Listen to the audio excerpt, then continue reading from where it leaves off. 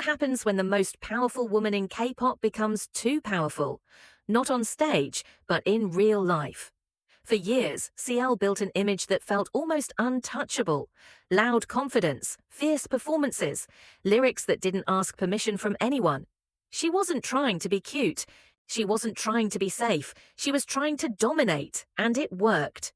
When 2NE1 exploded onto the K-pop scene, they didn't look like the other girl groups dominating television at the time. No delicate concepts, no sweet choreography. They were chaos in designer clothes. And CL was the center of that storm. Fans loved it. The industry wasn't always comfortable with it, because confidence in K-pop can be tricky. Male idols get praised for it. Female idols sometimes get labeled too much. Still, CL kept pushing. Her solo music got louder, her fashion more experimental, her performances bigger. Then came the track that would trigger one of her first major controversies. The song was MTBD. At first, it just sounded like another aggressive hip-hop track, heavy bass, swagger, attitude. But then listeners noticed something hidden inside the beat. A sample, and not just any sample. Many listeners believed the song contained a recitation from the Quran. Within hours, the reaction spread across social media. Fans from Muslim communities expressed anger, saying the use of the sample in a club-style track felt disrespectful. The criticism grew fast. In K-pop, global attention is both a blessing and a trap. The same international audience that can make an artist famous can also amplify backlash instantly. CL eventually apologized, and the controversial sample was removed from later versions of the song. But something important had already happened. The image of CL had changed. For the first time, the woman who proudly called herself the baddest female was facing a new narrative, controversial, dangerous, difficult. And in the K-pop industry, once that label appears, it rarely disappears. But the MTBD controversy wasn't the scandal that truly shook CL's career. That one was still coming. And the worst part, it wasn't even her mistake. Here's the cruel part about fame. Sometimes you don't need to make the mistake. You just need to be standing too close to the explosion. By 2014, 2NE1 wasn't just a successful girl group. They were a cultural force. Their image was too strong, too stylish, too loud to ignore. And at the center of that machine, CL had become more than a leader. She was the face of female power in K-pop. Then everything started cracking. The scandal that hit Park Bom didn't just affect one member, it poisoned the atmosphere around the entire group. Headlines multiplied. Public conversation got uglier. Sympathy turned into suspicion, and suspicion turned into silence. That's how K-pop scandals work. They don't just target the individual, they stain the whole frame. And once the frame is damaged, everyone inside it starts suffocating. Suddenly, 2NE1 was no longer being discussed only for music, impact, or stage dominance. They were being discussed like a damaged brand. Activities slowed, momentum weakened. Fans could feel something was wrong even before anyone officially said it. And when a group that powerful starts going quiet, fans don't just notice, they panic. For CL, this period was especially brutal because she couldn't fight the scandal directly. It wasn't her controversy. She couldn't step forward and explain it away.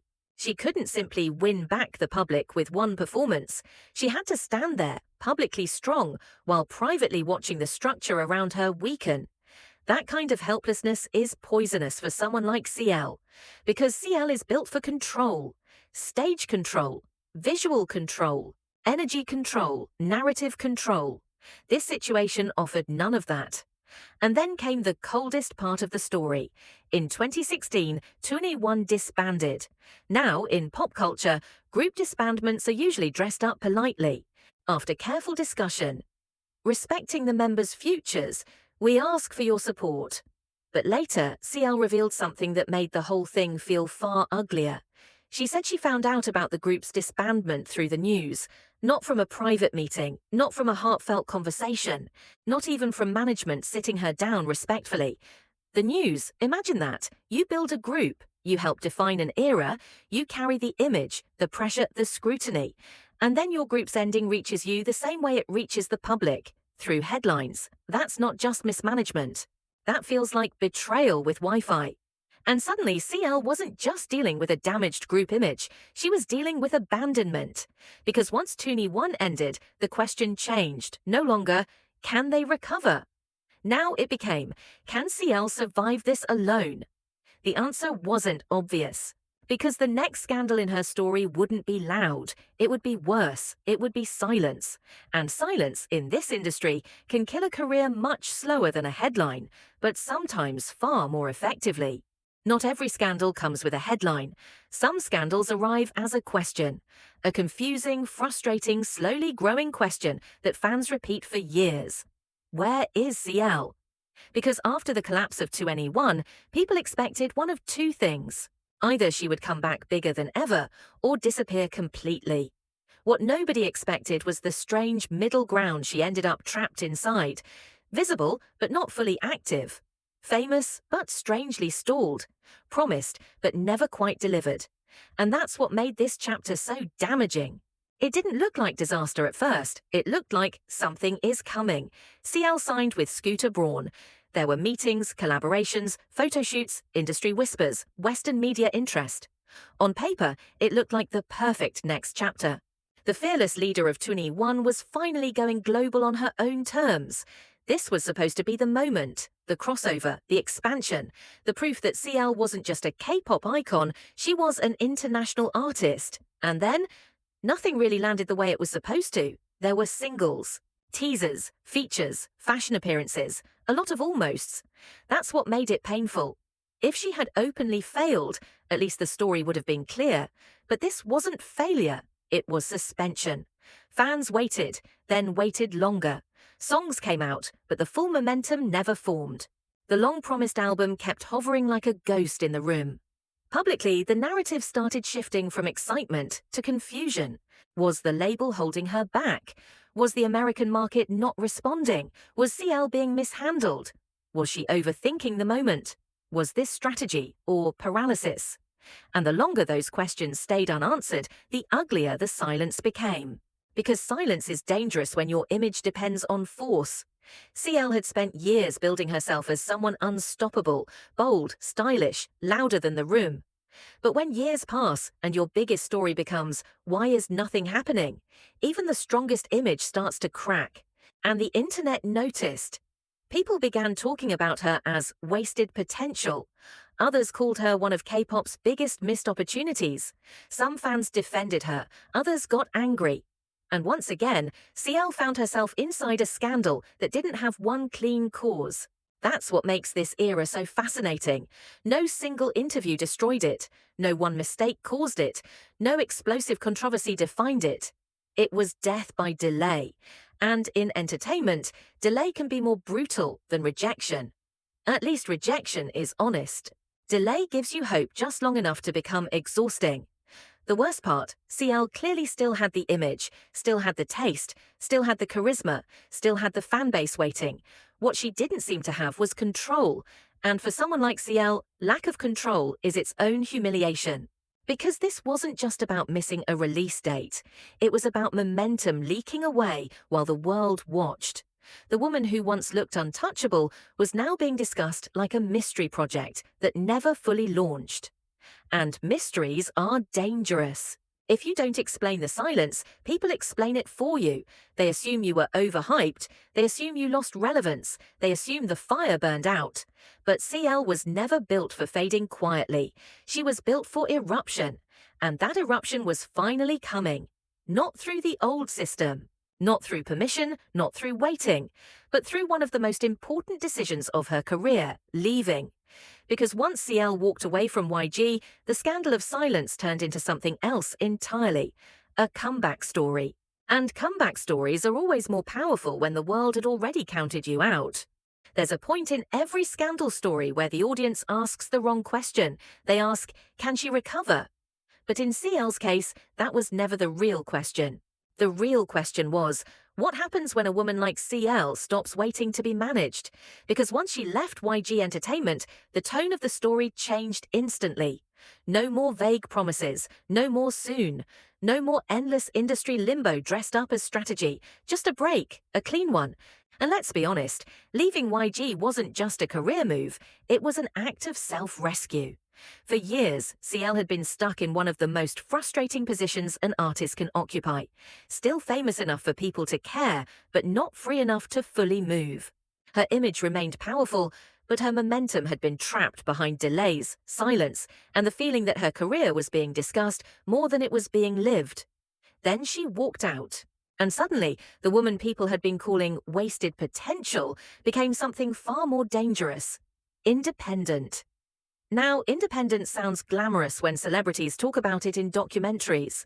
It usually comes with slow piano music, a meaningful stare into the distance, and some line like, "I had to find myself." In reality, it's terrifying. No giant company machine, no built-in protection, no guaranteed rollout, no excuses. If you fail now, it's yours. If you win now, that's yours too. And CL seemed to understand exactly what that meant. She didn't come back with a soft apology era. She didn't suddenly try to look harmless or sweet or easier to market. She didn't shrink herself into something digestible just because the industry had spent years mishandling her. Instead, she returned with the energy of someone who had been watching quietly and taking notes. The project In the Name of Love felt personal, reflective, almost like opening old wounds on purpose just to prove they had healed wrong.